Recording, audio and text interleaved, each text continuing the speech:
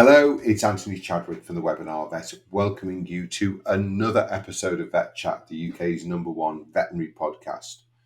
Very fortunate today to have Giana Gomes on the line, a fellow veterinarian who has had a varied career.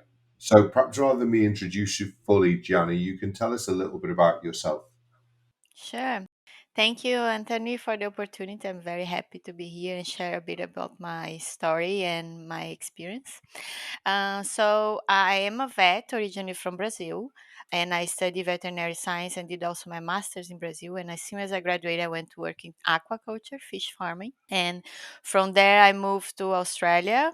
Lived there 10 years, and within in Australia, I really work within aquaculture, but in the research settings in James Cook University. And I did then my PhD there as well, with developing new tools for diagnosing disease in fish. And so I was trained also as a marine biologist in this during this experience. And then I worked within these settings of aquaculture and research for a long time. And then was really during my PhD and afterwards, during COVID, that I started really questioning a bit about my journey Mm. and decided to change a bit and go more in the mental health part and supporting veterinarians and people working with animals. Yeah, brilliant. And we'll go over that in a minute. The aquaculture area is really interesting. The vet who helped me to get into vet school did her PhD on fish mucus at Louisiana University at Catfish, so became a leading aquaculturist, and then became Royal College president, Dr. Lydia Brown, who's been a great mentor and support for me. But obviously, aquaculture, we talk a lot about the webinar vet sustainability, and even on this podcast as well. Obviously, aquaculture is a fairly new industry. It's a fairly new technique for farming. More and more now, we're eating more and more fish, and yet we have this problem of marine pollution, potentially overfishing. How do you think aquaculture is fitting in, and how is it doing from a sustainability perspective? Yeah. Yeah, aquaculture plays a key role here in sustainability, right? While it is a new industry, is out there in the spotlight and sometimes get a bad reputation, and but like any animal industry, there are the bad and the good, examples, and really depends of the practice and the legislation, the regulations in different countries. But for sure, it plays a very important role in the sustainability and conservation of the oceans, right? Because if you keep fishing, and just eating, wild catch. You end up, there's a lot of statistics showing up that you end up depleting really our oceans, right? So Mm. aquaculture plays a role there in replacing, these pressure from the oceans, to produce food for everyone. Mm. Um, and if it's done properly and with, the right people with the right knowledge, uh, it can be a great thing for everyone. I think also, your PhD was in developing environmental tools to predict disease outbreaks, which hopefully also meant, prophylactic Yeah. treatment became less likely. We're talking about this a lot now in small animals, where the tendency was for us over the last 20 years to treat for worming and flea treatments every month, potentially Yeah. even if there were no evidence of disease. So waiting until you know that there's something there and treating, certainly in some areas, obviously vaccination different. Uh, I think seeing more vaccination type treatments is going to be better than using chemicals, which can obviously in the sea it can leach into the wild environments as well, can't it? Yeah, for sure. So yeah, the work that I did was exactly based on the prevention, right? So in aquaculture, different from terrestrial, industries, um, the animals take a long time to show up when they are sick, right? When they show up, they are under the water. It takes a long time. It's not like you're seeing the animal all the time. By the time that they show up, signs of symptoms usually is too late. Most of the diagnostic tools that are out there in the companies providing diagnostics are great and are important, but most of the time, by the time farmers get results from the diagnostic tools, it's too late. There's not much we can do.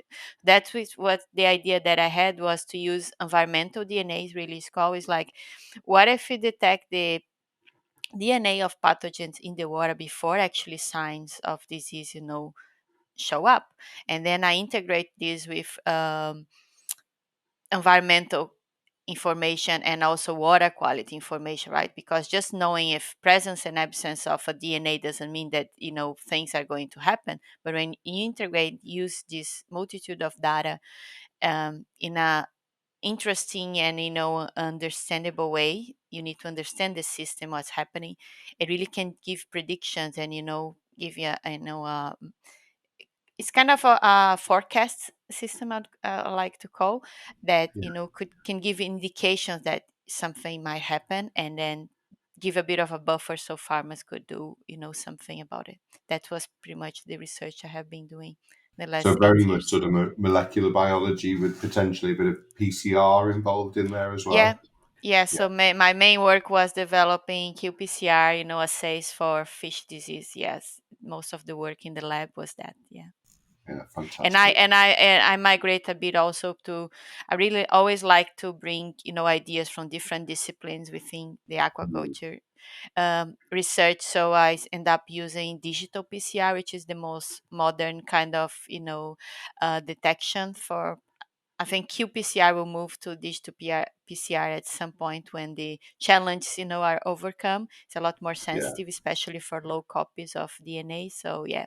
and that's really key. I think as a obviously, um, I suspect you're very creative and inventive, but the if you like the negative of that is that you also like to do other things. So to stay in a career for 20, 30 years, I'm also sort of creative, and I've been a vet for 25 years practicing, but then for the last 6 or 7, mainly just doing webinar vet. It is nice to sort of recreate yourself, which is obviously what you've done. We were talking prior to this, the little virus that wasn't a fish virus, but was a bit more landborne, called coronavirus, hit in the early 2020s. And I think it made everybody think about purpose and why they were doing what they were doing. And I think this was also critical for you for moving from the aquaculture industry, where you were obviously, an expert, a world authority, and then looking at some of these mental health issues that we're going to talk about in more detail now. So tell us how that kind of happened. Was that something that did you suffer from some compassion fatigue and that made you want to try and help others, or how did it all come together? Yeah, yeah, it's quite an interesting story, right? Because when you talk to people, say, "Oh my God, you had a great career, you have a job, and everything, right? What are you doing, right?" But yeah, I think during COVID, a lot of people start questioning what Mm, they're doing, and with me was no different. And I was going through, now I know I was going through burnout already at that point. I suffered from compassion fatigue early on, for sure, in the vet schools. We didn't have that name then, but I'm sure I had it now that I understand more. And all those things also with, questioning, what are you doing? Why are you doing this? And where's the impact really? And at that time, during COVID, I was in Hong Kong working the vet school there, City University of Hong Kong, and was a great experience, a great opportunity. But at the same time, the purpose and was not there anymore, and I started questioning what I was doing, and I said, what can I do, different? And then was during that period also that I got interested in RTT, Rapid Transformation Therapy, which is was created by Marisa Peer from the UK. And as a client, I saw how powerful it was. And I said, wow, how can I become one? And mm, I always like you said, I'm very creative. I love learning. I guess that's why also I went into research, right? Reading, studying, and it's great, but also it can give you this bug of change a lot of time, which can be useful in many many areas and many times, but it could also cause this disruption, and you want you to change what you're doing. And so I went to do the training of RTT when I was already here in Singapore. And when I finished the training, I did a training also to become a compassion fatigue certified professional. How do I integrate all this with my previous work? And that's when I had the idea of developing this program, this support for veterinarians, vet nurse, and people work with animals, really, because we know there is a lot of mental issues going on around, the profession.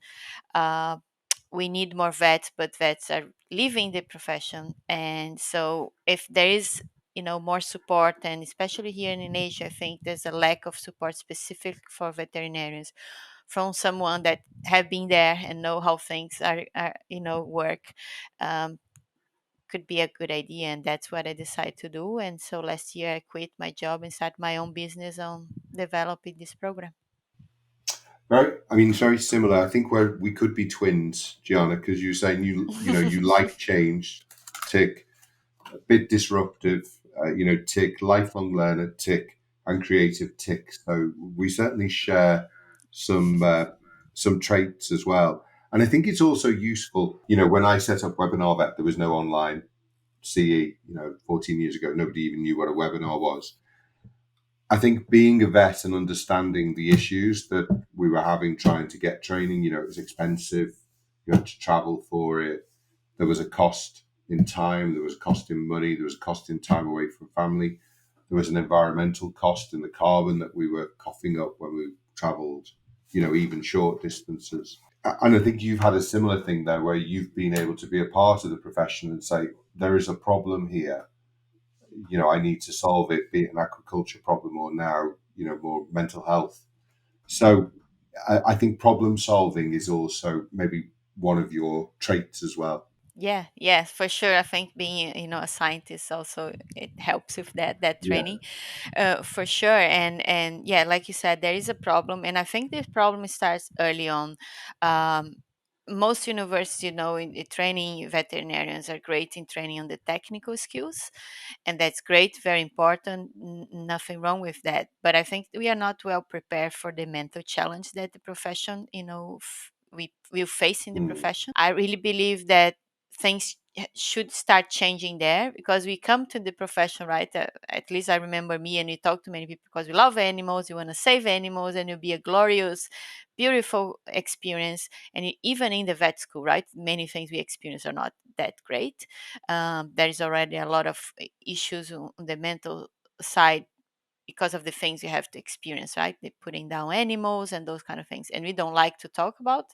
We don't feel great talking about. It's not nice to say that, you have to kill your patients.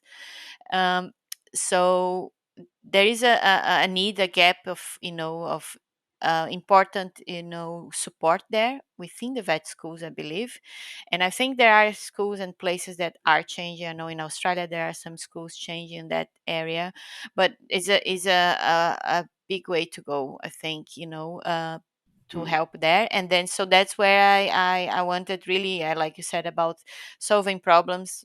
Maybe that's where my new focus will be, really, to help, professionals within the area to continue to be in the profession, because there's no point of you being a great surgeon and 2 or 3 years you just quit because you cannot face the challenge and it's too much burden. And many mm, people are doing. There's a shortage of vets globally. Here in Singapore is no different, in Australia as well. So to keep professionals within the profession, we know you need more support, and that's my role here, really, to try mm, to bring a bit of support by reprogramming how our mind works and bringing more resilience and empowerment, to help all these professionals out there.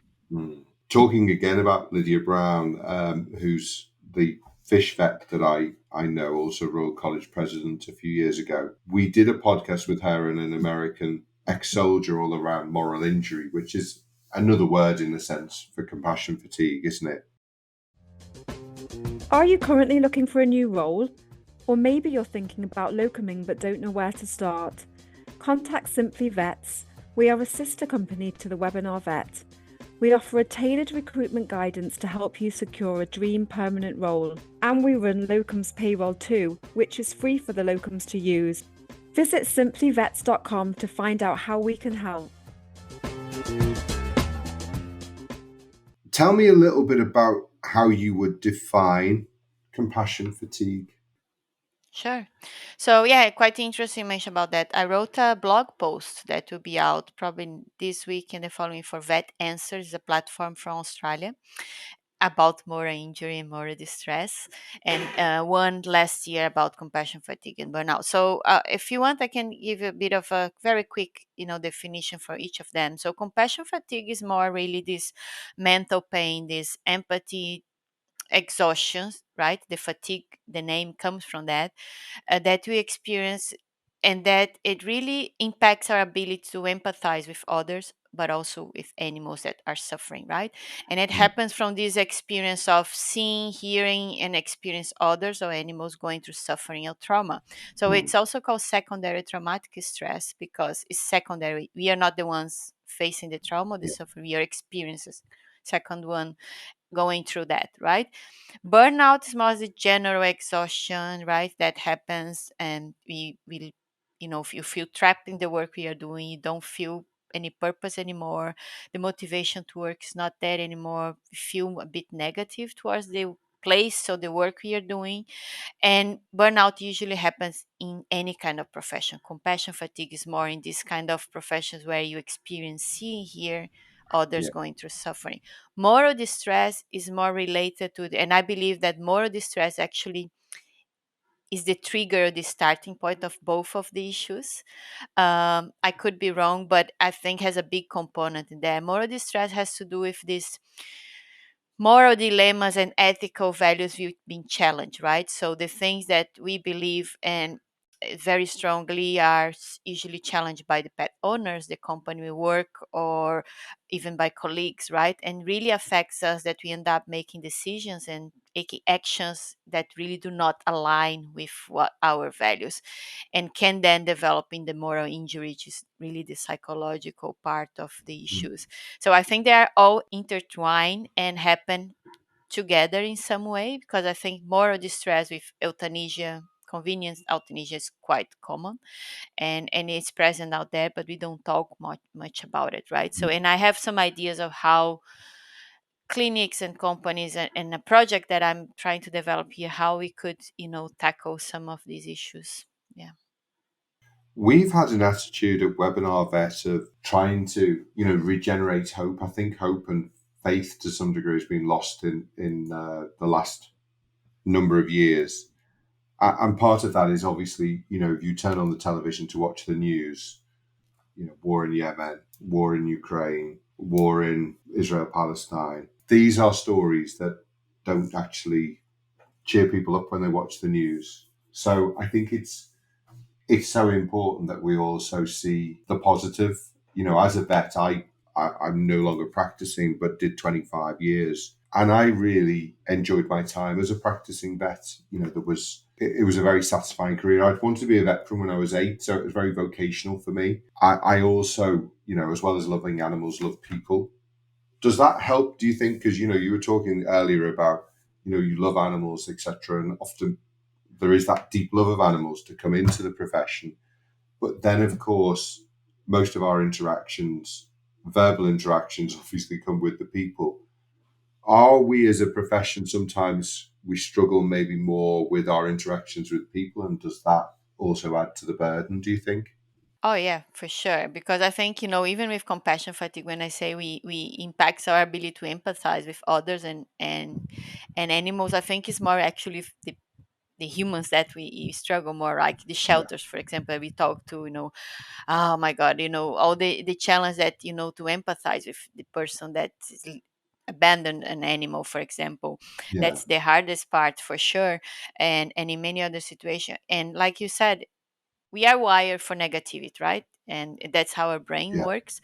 We have around 60,000 thoughts a day. Most of them are negative. There was a purpose in the past when you used to live in the bush, in tribes. exactly. But Yeah, these days, right, most of this negativity is more a perceived threat, right? So it's more like we interpret things that are not actually a threat as threats.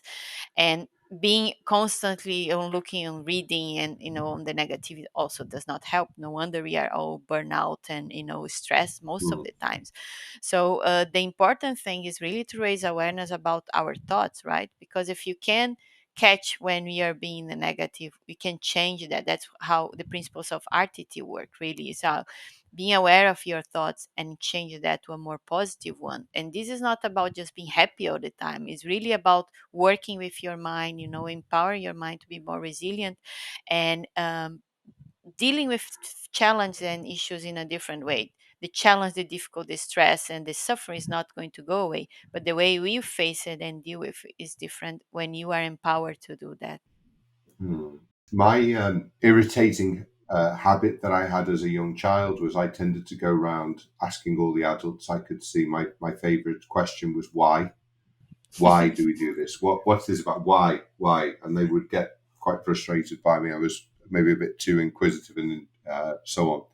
But I think if you have a purpose and if you are purpose centered, with your business, with your own life as well, that can really help with, you're not necessarily going to be happy all the time, as you said, but maybe content. Do we sometimes, also from television, see these perfect lives, these reality televisions and think, oh my goodness, my life is so far away from that. I don't have a private jet. I don't have a yacht that I can take out of the harbour.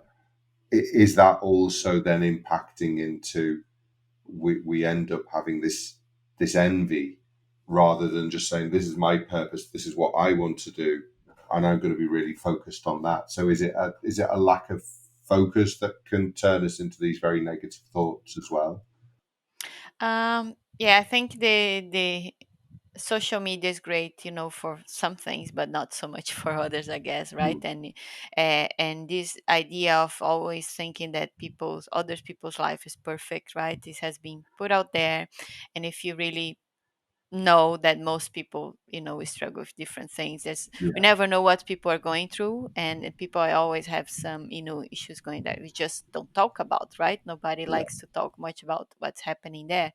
But if you really can, focus more on ourselves, like comparison, I think I used to compare myself all the time. Took a long time to work on that.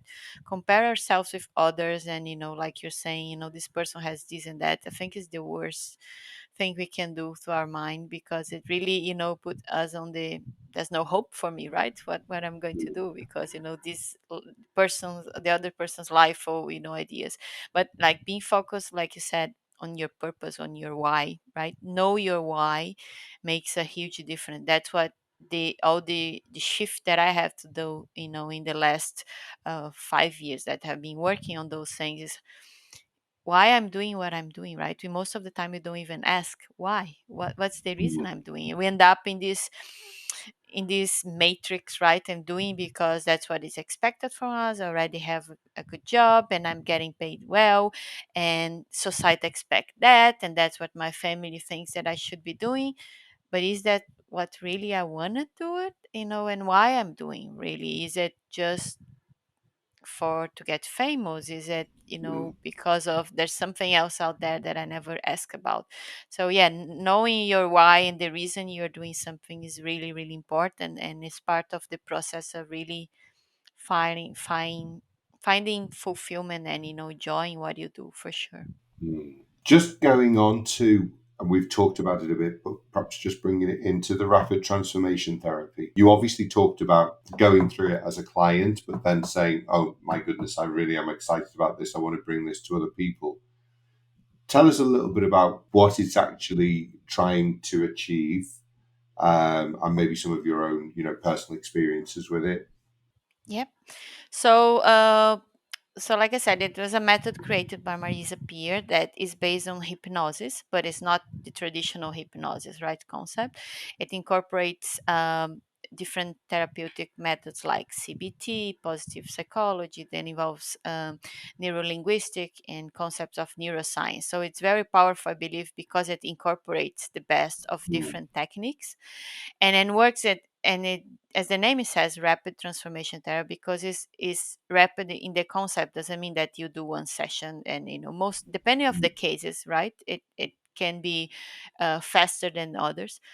But the concept is that really going to the root cause of what the problem is, and change and reframing and really empower your mind, to be more resilient to deal with whatever you have to do in a completely different way. So there are different kinds of therapies out there. I'm studying, for example, a master's of counseling now, and this talk therapy is great, and I think it can help people. But sometimes it takes a long time for a person really to go through the suffering, the pain. And what Marisa creates is a method that's a lot faster, that really goes to the root cause of the issues and really transform people's life. And I'm the example of how it works. I've been through different kinds of therapies and different methods, and this one was the one that really helped me. That's why I decided, really to experience, to share with other people as well. So yeah, that's basically the concept of RTT. How would you say it changed you going through it as a process, and then obviously now, as a teacher? Sure. um I always have been very negative, very critical of myself, perfectionist. And what it changed, and from upbringing and experience as well. But what it really does is really learn you how to talk to yourself and how to communicate with your own mind. So it was a long process of reframing how I talk to myself. So if I make a mistake, would be you're a dumb, you're an idiot. This self talk that we have the tendency to do naturally without being aware of, but the words have power, and these words can really impact your life in different ways. You're not aware of that. So Yeah. was really this how it changed more, was this part of the process of me embracing this change, of going through the process of how I talk to myself, how I reprogram, and be aware of what I say to myself, what I do, and then changing little by little. And then from it took a while, of course, but now I don't see things in the same way. That the challenge, the difficulty is there, but the way I face it, the way I deal with it, uh, is very different. I'll give an example. Something that happened with me, like 3 weeks ago. I was in a trip to Borneo, Malaysia, and on the way back, there's this connection of flight, and the first flight was delayed, so the second one would be compromised. Different companies, and I said, "Oh my God, how am I going to do?" And I want to get home. I didn't want to be stuck there in Malaysia anymore. Natural response is like the threat response. Your heart rate goes up. I'm going to do, and I have to run from one point to the airport Mm. another, talk to different people to solve the issue. And if I'm not there in time, what I'm going to do? So the tendency would be for me to freeze, probably cry, get angry, and it. So what I did at that moment, that's when I saw, oh my God, that's really powerful. I just calm my down by introducing some exercise that I teach people a lot in calming down my breath and think everything is work out. You know how to solve this problem. You know that's going to work out. Just calmly talk to people and do what you have to do. And that's what exactly happened. So instead of being on the negative side, nothing's going to work, I'm not going to get home, and how what I'm going to do, and all those things, I went on Mm. the positive side. Okay, so if I talk to this person, they connect with the other company, and as soon as I get out of the airplane, I run to there was someone there waiting, and exactly that's what happened. So it's a very simple example, right? But we Mm. have the tendency to go to the negative and get angry. And so that's how I show to you with just an Mm. example of how this works. And actually, it is a problem of vets. We are perfectionists, or many of us are. Yeah, Whereas actually, in my life, I've found that when I've failed, I've often learnt more than when I've succeeded. So failure is a for part sure. of life, and we have to Oh embrace yeah. failure, don't we? Yeah, failure and mistakes are actually where you learn. I never really learn anything, if I remember, by doing it perfect first time. And I Yeah, don't. So we have to embrace imperfection, because we are all flawed. We are yeah. not perfect. All humans have issues, and perfection does not exist. I think actually, this is like a concept that someone put out there. And I think learning from mistakes, from failure, is the best lesson really, can do. Like in research, for example, with the people who used to work with me, I used to say all the time, go to the lab and make as many mistakes now when you are learning this technique, because later on when you're really running the experiments, I don't want you to be doing that. But Yeah. if now you learn, you make mistakes and you question and know where it's coming from, later on you'll be better of doing what you have to do. Mm. And I think as an inventor, I remember Thomas Edison failing numerous times in creating the light bulb, but he Yes. carried on and he learned from each time. You know, he made those mistakes, didn't he? Yeah, for some in research we have to, which was a big challenge for me, like being Yeah, perfectionist, right? yeah. So has been this thing that you have to try many times and things are not going to work, and you repeat things and then they not work, and then you do it again and again. The process of writing, for example, scientific articles, the process of writing, editing, changing and editing again, and it can be frustrating. I remember how angry I used to get with myself, right? That's not right. And we have to remember that also our behaviors or our thoughts are not us, right? But we associate it with. If we Mm, make a mistake, that's us. Actually, it's not. It's something we did. It's not us. It doesn't reflect that I'm a bad person because I mm. made a mistake. So having to, to dissociate this idea that a mistake or failure is us, represent us, is very important, and very, very powerful concept to bring to our lives, because it really can change the way we deal with anything. And I think to kind of finish off, we have to be loving ourselves and kind to ourselves Oh, before we can go out and love other people and be kind to other people, don't we? that's this sentence that I use sometimes of my talks that I don't remember the author now, but it says this quote: "If your compassion does not include yourself, it's not complete."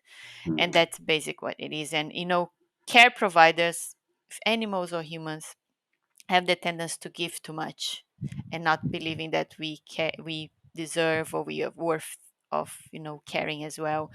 And that's a very important concept. You cannot work on an empty tank, mm. right? You cannot Yeah. give from an empty cup. We know that, but unfortunately we are not really kind to ourselves, and everything has to start there. When you start being more kind, and there's the science behind this, evidence based, a Mm. lot of evidence there, how compassion and empathy are important for many reasons and help us in so many ways in life. And if you want to be the best with animals, for example, we need to take care of ourselves. We cannot just give and never Yeah. replenish our tank. Gianna, thank you so much for agreeing to come on VetChat. It's been lovely speaking to you about aquaculture, about sustainability, about compassion, fatigue, mental health. They're all really important areas. And yeah, let's hopefully keep in touch. Thank you very much, Anthony. It was a pleasure, and I really enjoyed this conversation. Thank you very much. And just as obviously we can put some pieces below the podcast, but Forever Animal Warrior, I think is that the name of the company? Now, the company is through Self Healing Online. So my Yeah, idea was to work for myself online, and I have the website I can share. And the program that I'm developing is the Forever Animal yes. Warrior. So it's a support program for veterinarians and people work with animals. And Forever, Furever. Yeah, it's the Forever, Yeah, yeah. Animal Brilliant. Warrior. Thanks once again, Gianna. Thank you Thanks very everyone for much. listening. Hope to see you on a webinar or a podcast very soon. This has been Anthony Chadwick from the Webinar Vet. This has been Vet Chat. Take care. Bye bye.